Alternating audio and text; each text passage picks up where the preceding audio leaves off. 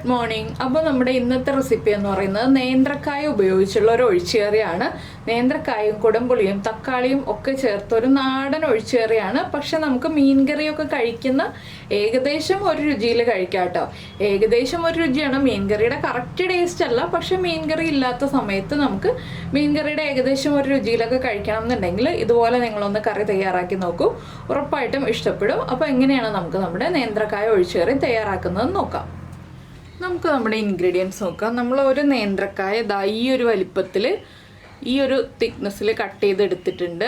അതുപോലെ തന്നെ ഒരു 4 പച്ചമുളക് എടുത്തിട്ടുണ്ട്, ഒരു പീസ് ഇഞ്ചി എടുത്തിട്ടുണ്ട്, ചെറിയ പീസ് ഇഞ്ചിയാണ്.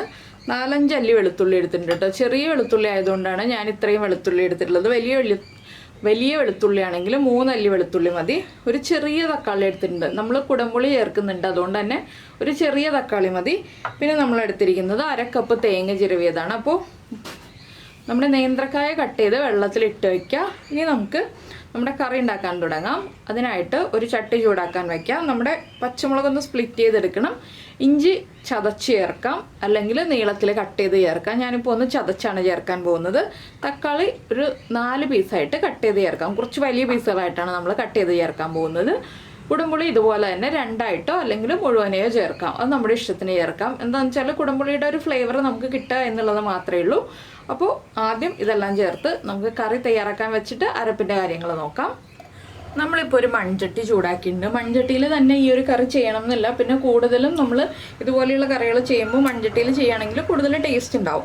അപ്പോൾ ചട്ടി ചൂടാക്കിയിട്ട് ചട്ടിയിലേക്ക് നമുക്ക് വെളിച്ചെണ്ണ ചേർക്കാം. ചട്ടി ഒരുപാട് ഓവറായിട്ട് അങ്ങോട്ട് ചൂടാവേണ്ട, ചെറുതായിട്ടൊന്ന് ചൂടായാൽ മതി. ഇതിലേക്ക് നമ്മുടെ പൊടികൾ വഴറ്റാൻ ആവശ്യമായ വെളിച്ചെണ്ണ ഒരു 1-1.25 ടീസ്പൂണോ വെളിച്ചെണ്ണ, അതിൽ കൂടുതൽ ചേർക്കേണ്ട. വെളിച്ചെണ്ണ ഒന്ന് നന്നായിട്ട് ചൂടായി വരുമ്പോൾ നമുക്ക് ഫ്ലെയിം ഓഫ് ചെയ്ത് കൊടുക്കാം. എന്താണെന്ന് വെച്ചാൽ നമ്മുടെ പൊടികൾ കരിഞ്ഞു പോകരുത്. അതുകൊണ്ട് വെളിച്ചെണ്ണ ഒന്ന് ചൂടായി വരുമ്പോൾ തന്നെ നമ്മൾ ഫ്ലെയിം ഓഫ് ചെയ്ത് കൊടുക്കുക. ഇതിലേക്ക് 1 ടീസ്പൂൺ മല്ലിപ്പൊടി, നമ്മൾ ഒരു നേന്ത്രക്കായ എടുത്തതുകൊണ്ട് 1 ടീസ്പൂൺ മല്ലിപ്പൊടി മതി. പൊടികൾ കരിഞ്ഞു പോകാതിരിക്കാനാണ് നമ്മൾ ഫ്ലെയിം ഓഫ് ചെയ്യുന്നത് കേട്ടോ. ഫ്ലെയിം ഓഫ് ചെയ്യാൻ പ്രത്യേകം ശ്രദ്ധിക്കുക, ഇല്ലെങ്കിൽ നമ്മുടെ പൊടികൾ കരിഞ്ഞു പോകും. അതുപോലെ തന്നെ ഒരു 1/4 ടീസ്പൂൺ മഞ്ഞൾപ്പൊടി. പിന്നെ ഞാൻ ചേർക്കുന്നത് കാശ്മീരി ചില്ലി പൗഡറാണ്. 1 ടീസ്പൂൺ കാശ്മീരി ചില്ലി പൗഡർ. നമ്മൾ പച്ചമുളക് ചേർക്കുന്നുണ്ടല്ലോ, അതുകൊണ്ട് 1 ടീസ്പൂൺ മതി. ഇനി നമ്മുടെ പൊടികളൊന്ന് ഇളക്കി കൊടുക്കുക. പൊടികളൊന്ന് എണ്ണയിലൊന്ന് മിക്സ് ആയി വരണം, അത്രയേ ഉള്ളൂ. പൊടികളുടെ റോ ടേസ്റ്റ് ഒന്നും മാറുന്നത് വരെയൊന്നും നമ്മൾ ഇളക്കി കൊടുക്കേണ്ട ആവശ്യമില്ല. പൊടികളൊന്ന് എണ്ണയിൽ മിക്സ് ആയി വരുമ്പോൾ നമ്മൾ കട്ട് ചെയ്ത് വെള്ളത്തിലിട്ട് വെച്ചിരിക്കുന്ന നേന്ത്രക്കായ, ഇതെല്ലാം ഫ്ലെയിം ഓഫ് ചെയ്ത് വെച്ചിട്ടാണ് ചെയ്യുന്നത്. ഞാൻ വീണ്ടും പറയുന്നത് എന്താണെന്ന് വെച്ചാൽ നിങ്ങൾ ഫ്ലെയിം ഓൺ ചെയ്യരുത്, അതുകൊണ്ടാണ്. പിന്നെ നമ്മൾ എടുത്തു വെച്ചിരിക്കുന്ന നമ്മുടെ കുടംപുളി ഒന്ന് 2ആയിട്ട് കീറിയിട്ട് ഇട്ട് കൊടുക്കുന്നുണ്ട്. ഞാൻ കഴുകി വൃത്തിയാക്കി വെച്ചിരുന്നതാണ്. പിന്നെ നമ്മുടെ തക്കാളി ഒന്ന് 4ആയിട്ട് കട്ട് ചെയ്തിട്ട് കൊടുക്കുന്നുണ്ട്. ചെറിയ പീസാക്കണമെങ്കിൽ ചെറിയ പീസാക്കാം. പിന്നെ കുക്കായി കഴിയുമ്പോൾ ഉടഞ്ഞു പോരുത്, അതുകൊണ്ടാണ് ഞാൻ 4ആയിട്ട് കട്ട് ചെയ്തിട്ട് കൊടുക്കുന്നത്. പിന്നെ നമ്മുടെ പച്ചമുളക് ഒന്ന് സ്പ്ലിറ്റ് ചെയ്തിട്ട് കൊടുക്കുന്നുണ്ട്. എരിവിനനുസരിച്ച് പച്ചമുളകിൻ്റെ എണ്ണത്തിൽ വ്യത്യാസം വരുത്താട്ടോ. നല്ല എരിവുള്ള പച്ചമുളകാണെങ്കിൽ 2 എണ്ണം ചേർത്താലും മതി. ഇനി നമുക്കിതിലേക്ക് ചതച്ച് വെച്ചിരിക്കുന്ന ഇഞ്ചി ചേർത്ത് കൊടുക്കാം. അതുപോലെ തന്നെ നമ്മൾ എടുത്ത് വെച്ചിരിക്കുന്ന വെളുത്തുള്ളിയും ചേർത്ത് കൊടുക്കാം. പിന്നെ നമ്മൾ ചേർക്കുന്നത് കുറച്ച് കറിവേപ്പില, അതുപോലെ തന്നെ ഈ നേന്ത്രക്കായന് ആവശ്യമായിട്ടുള്ള ഉപ്പ്, ഇതെല്ലാം ചേർത്ത് നന്നായിട്ടൊന്ന് ഇളക്കി മിക്സ് ചെയ്യുക. നേന്ത്രക്കായയിലേക്ക് ആ മുളക് പൊടിയൊക്കെ നന്നായിട്ടൊന്ന് പിടിച്ചു വരണം. ഇനി നമുക്കിതിലേക്ക് നേന്ത്രക്കായ വേവാൻ ആവശ്യമായിട്ടുള്ള വെള്ളം ചേർത്ത് കൊടുക്കാം.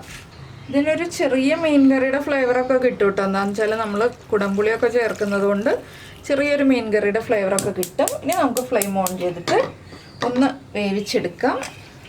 ഒരുപാട് വെള്ളത്തിൽ വേവിക്കണ്ട. എന്താണെന്ന് വെച്ചാൽ നമ്മുടെ നേന്ത്രക്കായൊക്കെ വേഗം വെന്ത് കിട്ടും. അപ്പോൾ ഇനി ഇതൊന്ന് അടച്ചു വെച്ച് വേവിച്ചെടുക്കാം. ഈ സമയത്ത് നമുക്ക് നമ്മുടെ അരപ്പും റെഡിയാക്കി എടുക്കാം.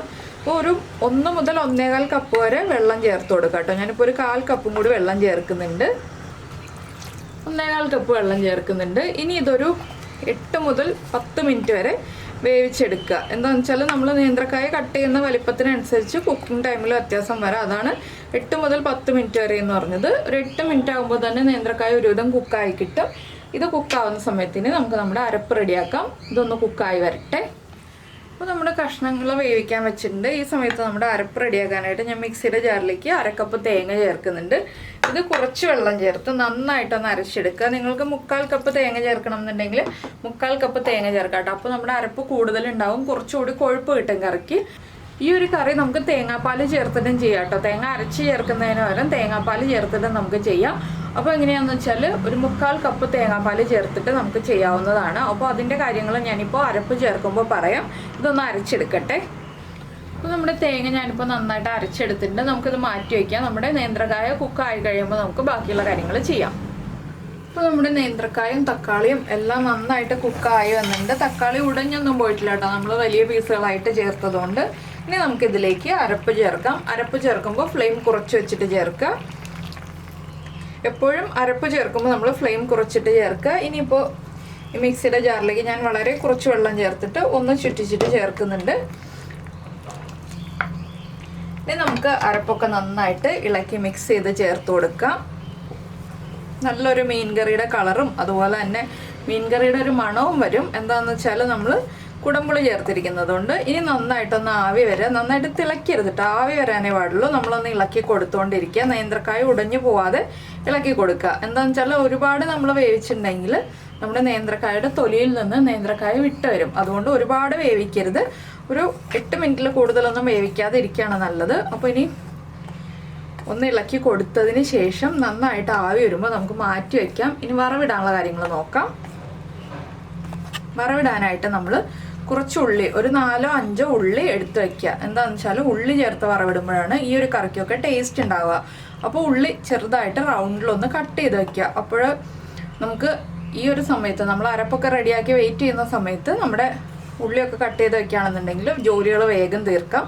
അപ്പോൾ ഞാനിത് ഒന്ന് ഇളക്കി ഒരു 1/2 മിനിറ്റ് ഒന്ന് ഇളക്കി ആവി വരുന്നത് വരെ വെയിറ്റ് ചെയ്യട്ടെ. അതിനുശേഷം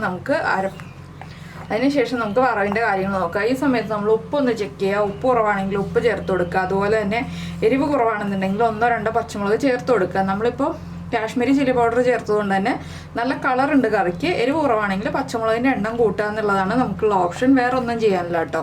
മുളക് പൊടി ഒന്നും ഇനി ചേർത്ത് കൊടുക്കരുത്. നമ്മൾ എല്ലാം കുക്ക് ചെയ്ത സാധനങ്ങളാണ്. അപ്പോൾ ഇനി ഇതിലേക്ക് വേറെ ഒന്നും ചേർത്ത് കൊടുത്ത് ഒന്നും ചെയ്യരുത്.